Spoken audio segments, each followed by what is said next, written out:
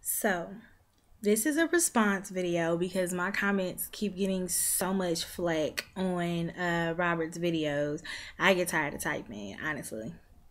So, the video responds to the dude disciplining his child on World Star.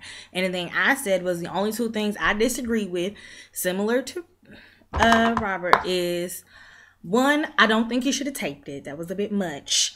And two, posting it on World Star. But I do believe that as a man, as a black man, you have to discipline your son. And as a woman, at a certain age, it takes a man to break through and get to our sons. That's just my take on things. And I got all kind of names, and I really am going to address some of this because it was quite funny to me. One, when I say at some point, as a woman, I'm not going to be able to get through to my son, doesn't mean that I will not be an effective discipliner. It's just something. And I don't know what it is, but guys who've grown up with male figures and fathers, it's something about being disciplined by a male that brings it down to a level that says, as a man, this is unacceptable. And I can tell you this because I'm a man. I can't cross that block as a woman. I can tell you it's unacceptable and you shouldn't do it as a man. But I can't give you the perspective, and I cannot raise you from the perspective of a black man because I'm a black woman. Does that mean that I can't effectively raise my son? Absolutely not. There's plenty of black mothers doing it. My mama did it, raised me and two brothers. So my sister does it. My nephew is fine. Like, I do understand that black women can raise black men. I did not say it was impossible, but at some point, it took a black man to get to them on a man-to-man level. Like with my nephew, it took his godfather to hem him up and say, as a man, this is unacceptable. As a man. You know, I had uncles, I had I father figure types. I've taken young men that did not have fathers and got with them on a man-to-man level. That I, as a black woman, or any other black woman, honestly, we have to admit to ourselves, we cannot reach that. Now, can I whip my son? Yes. Can I discipline him? Yes. Can I raise a man? Yes. But at some point, I need to bring in outside help because there's just some things that I cannot teach. Just like there's some things that black men can't teach young girls. All the single fathers out there raising their daughters, they can't teach them certain things on how to be a woman, the essence of a woman, because that's where it stops. And that's how God made us. That's why there's man and woman. Two things. Second thing is I was told to stop being so damn submissive. Now, anyone who knows me personally, and there's some people out there who know me personally, knows that I have this view on submission. And as black women, I think we forget about the power in submission. To stop being so submissive, and to being submissive is different from being subservient. Submissive just means that I can step back. I'm secure enough in myself. I believe enough in myself. I'm independent enough to step back and let you take it because that's how God made you. That's your role. There's nothing wrong with that. And as women, we need to remember that that is how we are made to be.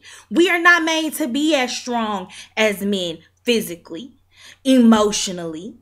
We're emotional creatures. We hold this. We were created this way for a reason. And when we forget why and how we are created, that's what causes all of this chaos that doesn't need to be caused. Being submissive to a certain degree, to a certain point, is more powerful than running off at your mouth all the time, accomplishing nothing. It is a woman's job it is a man's job to be the head. And I heard my first lady say this. I heard my grandmother say this before. It is the man's job to be the head, but don't forget that the woman is the neck and the neck moves the head. Everybody has a role. Everybody has a part to play. And to come off and like, stop being so damn submissive. You can raise your son. Yes, I can. But at some point, there's a disconnect between me and the male part of my son, because I can't teach him how to be a man. I don't know how to be a man. I know how to be a woman. I can teach him how to be successful, respectful. I can teach all of these wonderful things that we can teach. But at some point, you got to outsource.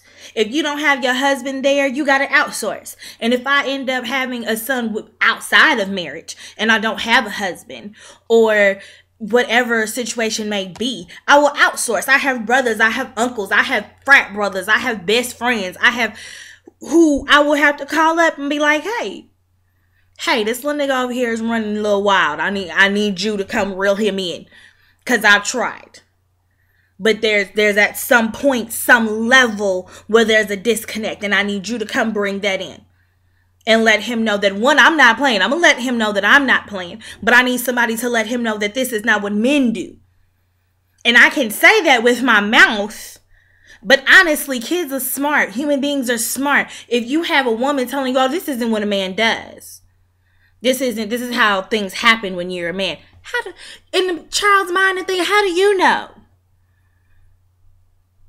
So let's be real with ourselves. There's nothing, I did not say that a woman can't raise a man. That's not what I said. And so, but there's at some point a disconnect. And that little boy in the video is around 10, 11 years old. There was a disconnect. And that's where you squash the disconnect.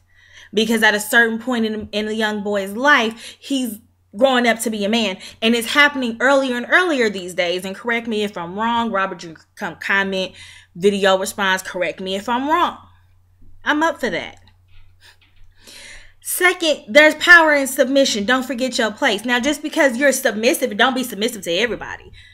Now, everybody don't cause you to be submissive to. You be submissive to the one who's going to put a ring on your finger, the one who's put a ring on your finger, the one who there's certain people you're submissive to. I'm not telling you to go out and be submissive to every dude that you run across. But the person that you're going to be in this lifelong relationship with, yes, you're going to have to step back and let them take the head. You're going to have to, you as a woman, you're going to have to sit down and know your role.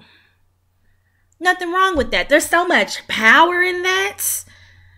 There is so much power in that, because once it's an equal balanced relationship and there's not two heads going on, and there's not a woman trying to be in a man's place and a man not stepping up or doing the things, like when there's equal balance, if you look at old school relationships, look at people who've been married 50, 30, 40 years, got time in the game. Look at how they interact with each other. It's power and submission. Know your role. Does that mean be walked all over? Absolutely not. Submissive and subservient are two different things. Look up the definition. I'm just saying that at some point, as independent as we are, and trust me, I am the banner of independent. I'm college educated. I'm in graduate level course, law school. Fuck it. I'm in law school. I'm in professional school. I got my own place, my own house. I'm the banner of independence. However, I do know and understand that at some point, I'm going to need a dude. I'm going to need a man. I'm going to need the other half, that God made us in pairs. That for a lion, there's a lioness. And for, just for a mare, there's a steed. You see where I'm going with this. Like, there's pairs. God made pairs. People have roles. You're not supposed to do this all on your own and not by yourself. But then I can be wrong. Ciao, Bellas. That's my 2 cents and 9 minutes and 30 seconds of it.